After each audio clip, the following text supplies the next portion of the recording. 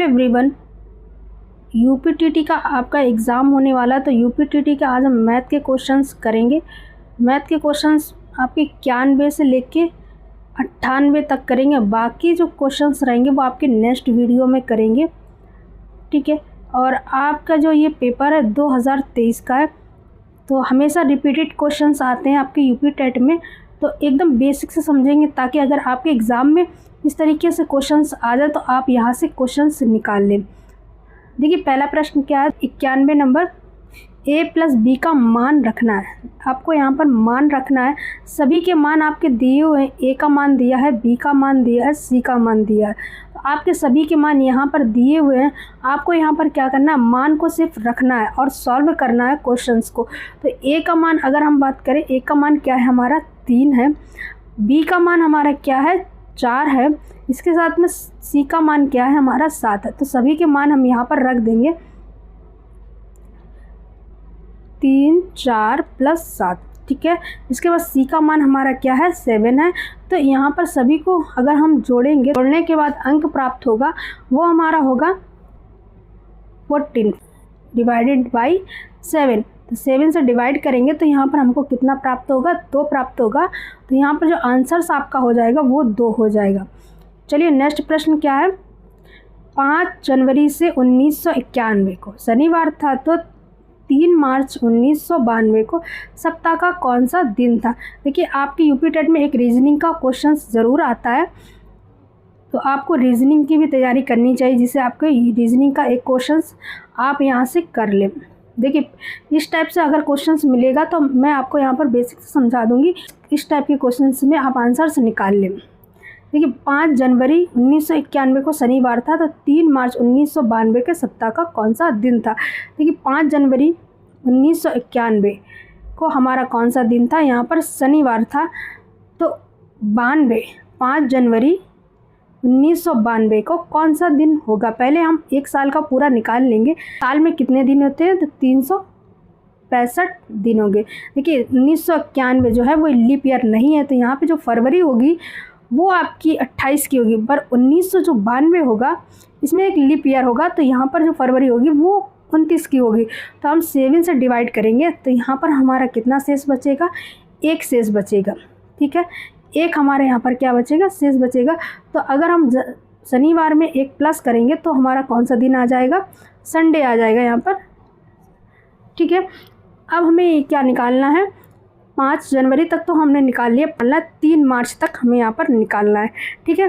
तो यहाँ पर देखिए 5 जनवरी के बाद कितने दिन यहाँ पर हमारे बचे, तो यहाँ पर ये हमारे दिन बचे 26 दिन, ठीक है। उस 1992 में हमारा लीप ईयर होगा, तो फरवरी हमारी कितने की होगी, 29 की होगी, प्लस और मार्च कितने दिन हो गए, 3 मार्च तक, ठीक है। सभी को 7 से डिवाइड कर देंगे, तो यहाँ पर सभी को जोड़ेंगे तो कितना प्राप्त हो जाएगा, हमको यहाँ पर प्राप्त हो जाएगा 58, ठीक है, 58 प्राप्त हो जाएगा। 7 से डिवाइड करेंगे तो यहाँ पर आ जाएगा 2 विषम दिन। ओड दिन हमारे कितने आ जाएंगे, 2 विषम दिन।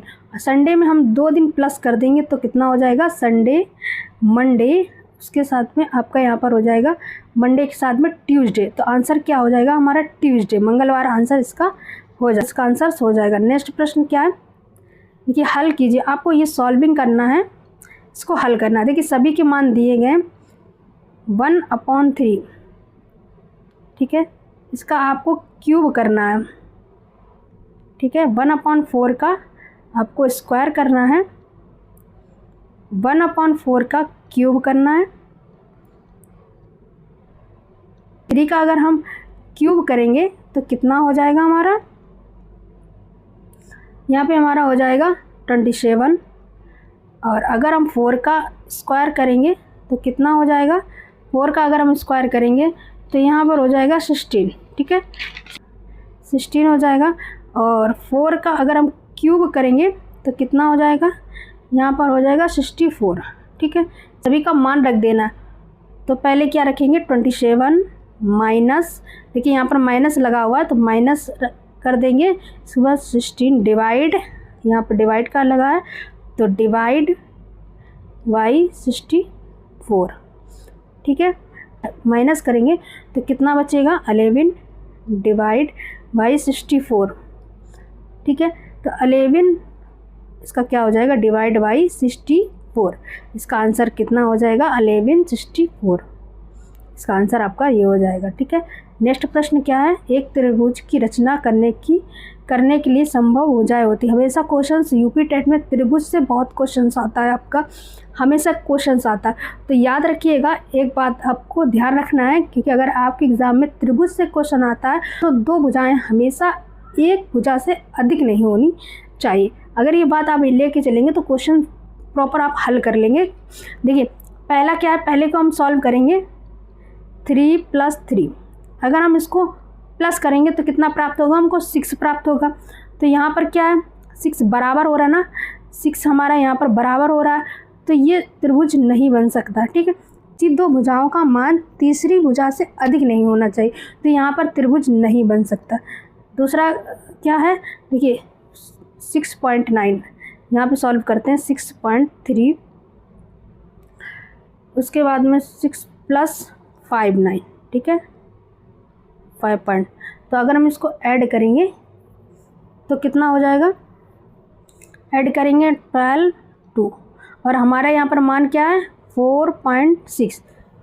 ठीक है, इसके बाद इन दोनों को ऐड करेंगे 5.9। देखिए 5.9 + 4.6 ऐड करने के बाद क्या मिला हमको 6.3 + 4.6, तो कितना प्राप्त हुआ।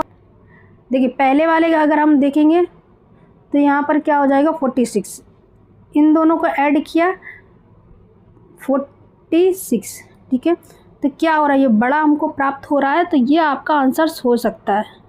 ठीक है, ये आंसर आपका हो सकता है 5.9 4.6।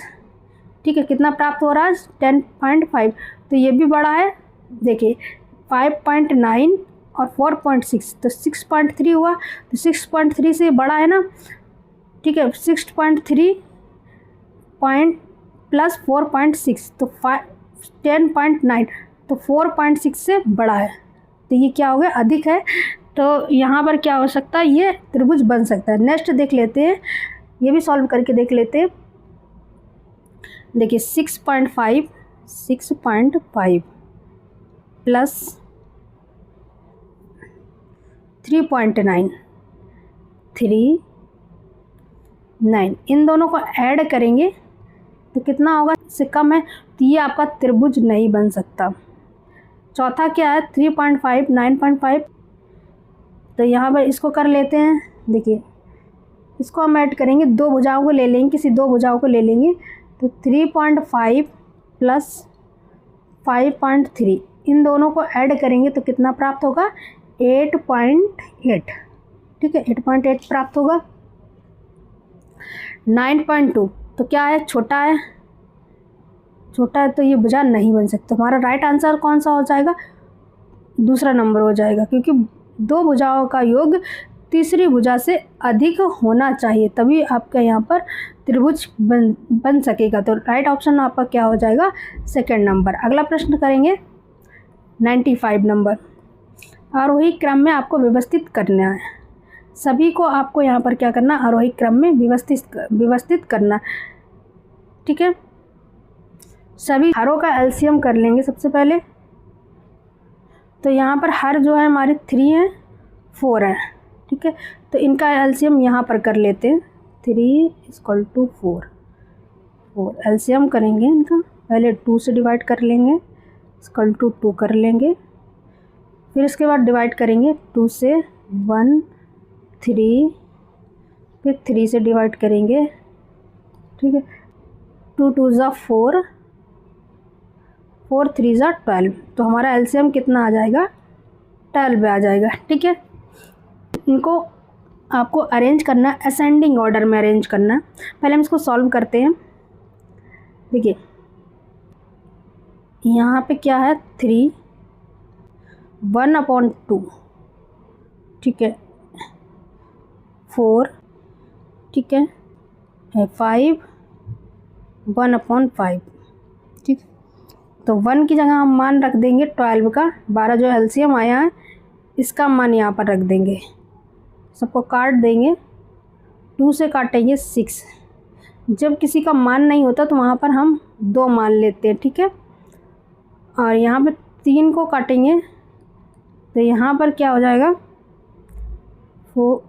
4 आ जाएगा। और अगर हम यहाँ पर 5 को काटेंगे, सॉरी यहाँ पर 5 नहीं होके 4 होगा, 4 से काटेंगे 3 हो जाएगा। ठीक है, अब सभी को क्या करना है, मान रख देंगे। देखिए 3 का मान हमारा कितना आया है 6, इसके साथ 4 का आया है, 4 का आया है हमारा यहाँ पर 4। ठीक है, 3 का 5 का आया है हमारा 3। ठीक है, अब 3 की रूट 6 है, तो यहाँ पर अगर हम इसका करेंगे तो ये हो जाएगा हमारा √729। ठीक है, इसके साथ में हो जाएगा 4 का अगर हम करेंगे तो 256, 5 का अगर हम करेंगे तो 125।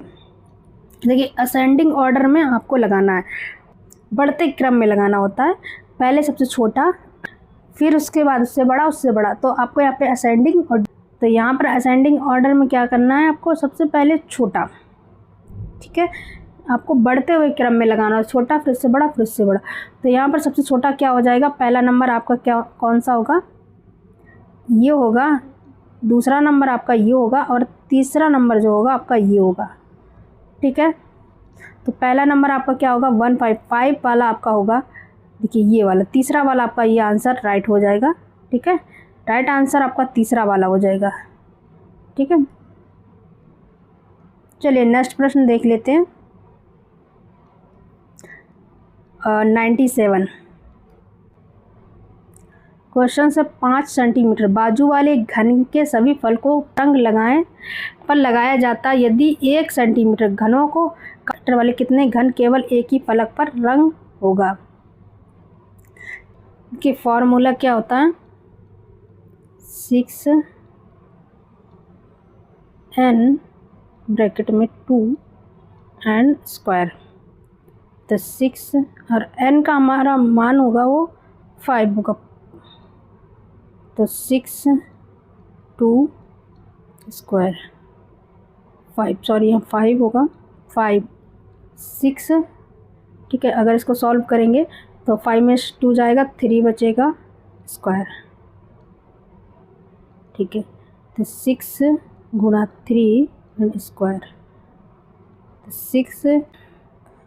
3 का अगर हम स्क्वायर करेंगे तो 9 आ जाएगा, 54।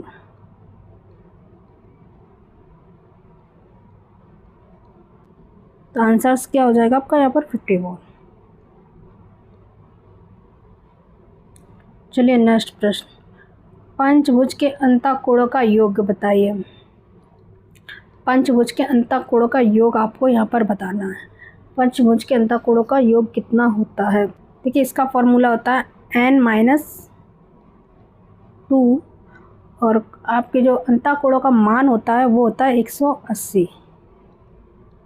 ठीक है, तो n का मान क्या हो जाएगा 5 - 2 = 180, माइनस करेंगे 3 आ जाएगा यहाँ पर 180, मल्टीप्लाई कर देंगे इसका तो 540 आ जाएगा। तो आंसर हमारा क्या हो जाएगा 2 हो जाएगा।